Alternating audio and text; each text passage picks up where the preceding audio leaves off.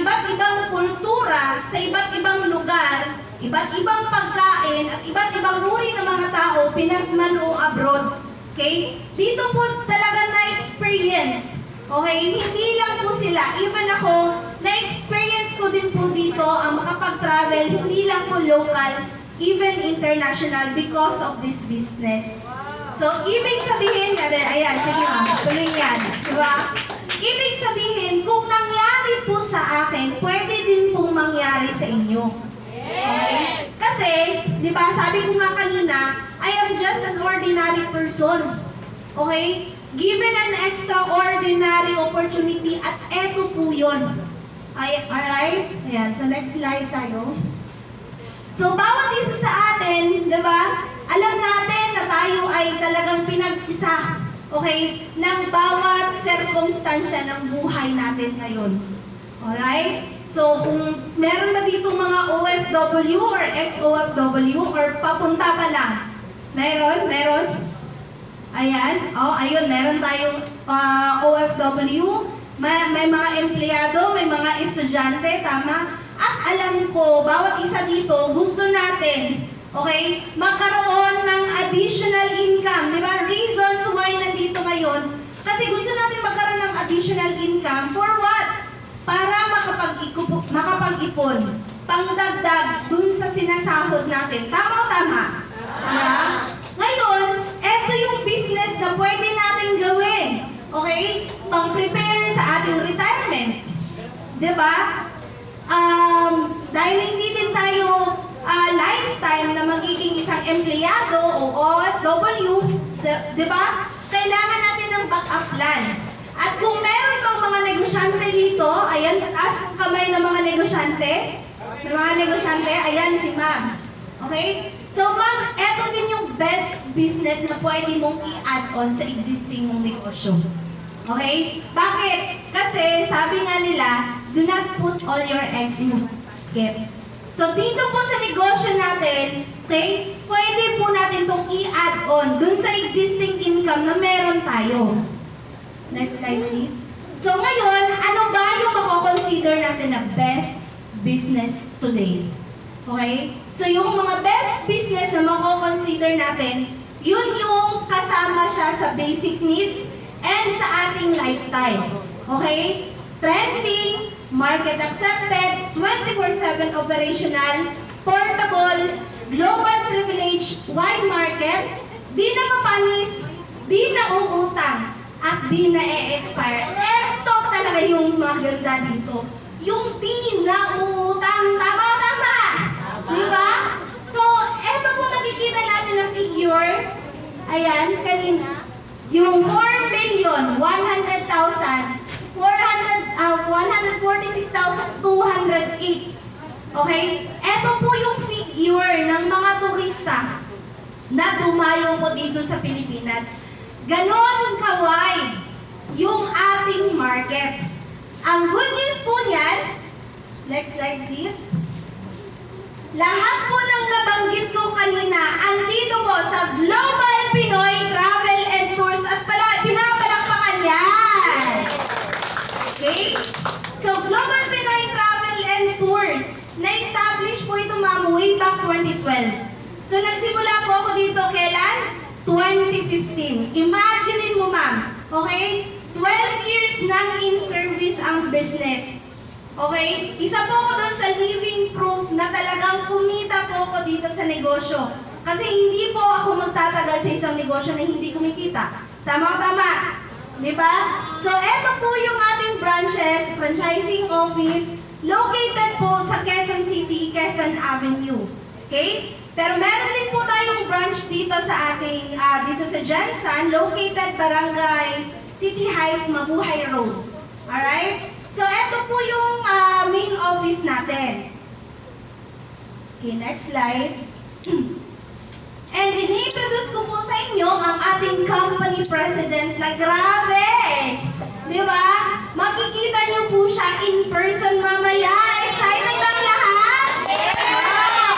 So, President Manuel Manny Pascual, he is an accountant by profession. Pero hindi po siya yumaman sa pagiging empleyado. Instead, yumaman po siya into being a business entrepreneur. So 23 years na po siya nandito sa ating business industry.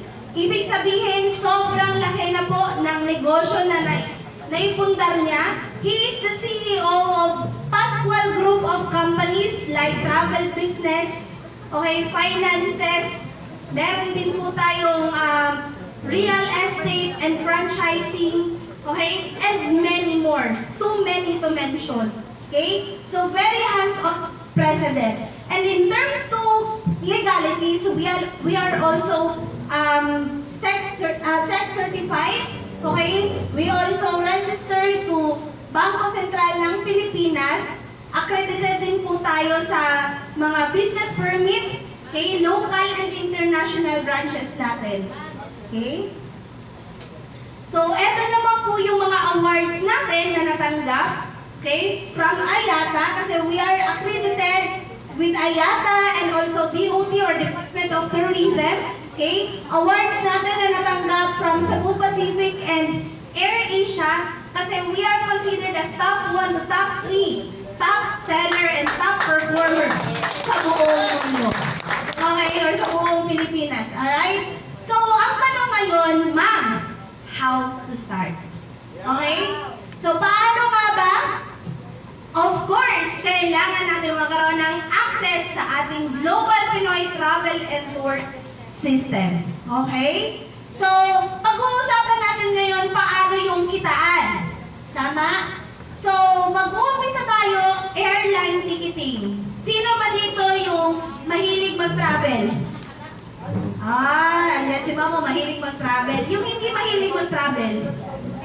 Ha? Lahat tayo mahilig mag-travel. Kaya lang, ano lang yung kulang?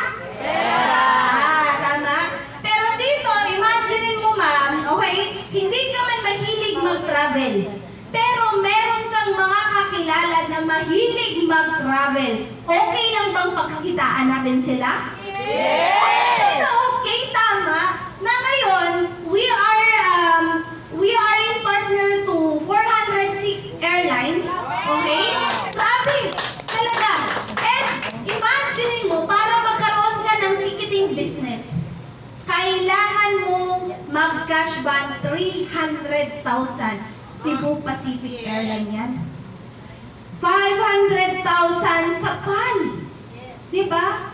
Ako sobrang laki. Pero dito sa GPTT system, kapag magkaroon ka ng sarili mong system, ma'am, hindi ka na po kailangang mag-cash ban. Kasi ang company na po ang gagawa niyan. All you have to do is to transact. At imagine mo, kapag merong nagpabook sa'yo, sir, 30 persons, yung markup natin dyan, maximum 500. Depende pa yan sa konsensya natin. Okay? Kung wala kang konsensya. Paano kung wala ang konsensya? Tulad ko. 500 na yan, di ba? Ngayon, 30 person, 500. Round trip, Manila to Jensen to Manila. Nagpabook, times 2. Magkano? 30,000 each kami month. Nangyayari. Okay? Domestic pa lang yan. Paano sa international? So, dito sa international, 1,000 ang maximum of... Sorry. Naiintindihan? 1,000 yung maximum markup. Alright? Ngayon, kung meron ka din na book 30 person. Bakit 30 person? Kasi mas masaya ang group picture kaysa selfie, di ba? Groupie. Kaysa selfie, boring. Diba? So ngayon, may nagpabook 30 person times 1,000. Manila to Hong Kong, Hong Kong to Manila. Babalik? Babalik! Kasi pag hindi sila bumalik, patay sila doon. Hindi ba? Okay? So times 2, magkano yung kikitain? 60,000 in 1 month. Palakpakan natin yan, di ba? Malakas na palakpakan! Di ba? Sobrang ganda. Ticketing. Okay? Next. Meron pa tayong proof. Ayan, eto yung mga proof na makikita natin. Okay? Na nakapag-book hindi na namin ano lahat, kasi aabutin tayo ng madaling araw. Gusto niyo yun? So, eto po yung proof ng, balik. Please. Sige pa. Sige pa. Hindi. Yan. Okay. So, eto po yung proof, domestic booking ticket. Okay, transaction. 23 packs po yung kanyang nabook. Okay? Na-stress po siya ng 2 hours. Pero, times 500, kumita siya ng 11,500. Okay lang ba? Ito po yung OFW travel partner natin. Imagine mo, OFW. Negosyo na kahit saan pwede mong gawin. Okay ba? Okay na okay. Eh ngayon, next, meron tayong international booking. 12 packs yung nabook niya. Okay? Mark up 1,000 kasi walang konsensya. Di ba? O, ngayon ma'am, kumita ng 12,000 times 2-way kasi round trip. 24,000 income in just 3 hours of booking. Okay na okay. Travel partner po natin to na housewife. Okay? So imagine mo, habang nag-aalaga ng mga bata, habang busy sa bahay, may nagpa-book, ay, sandali lang ha. Diyan ka muna trabaho ha. Book ko muna to. 24,000. Ay, grabe! Di ba nakaka-amaze? Yes! Oh, ano? Speechless. Ha? Di ba? Nakakalaway. Ma'am, hindi po ako naglaway. Laway na laway talaga. Tama. Ngayon, kung nagkaroon na tayo or na-excite tayo sa ating ticketing, we also have travel and tours. Okay? Hotel bookings. Okay? Tour packages. So, ibig sabihin po, yung nagpabook sa'yo kanina, okay? Pupunta sila ng Boracay. Alright? And then, magpapabook sila sa'yo hotel packages. 30 packs times 500 pa rin na markup. Iba ba yung ticketing? Iba ba ang travel and tours? Diba? Imagine mo ma'am, akala ko noon, kapag sinabing ticketing, travel and tours na, hindi pala yun. Diba? Iba pa pala ang travel and tours. Ngayon, kumita ka na kanina ng 30,000. Magkano yung kikitain mo? Additional 15,000 pesos. Diba? Sobrang ganda, no? International. Magpapabook Hong Kong travel. Diba? Maraming promo ngayon. Hong Kong. Tama?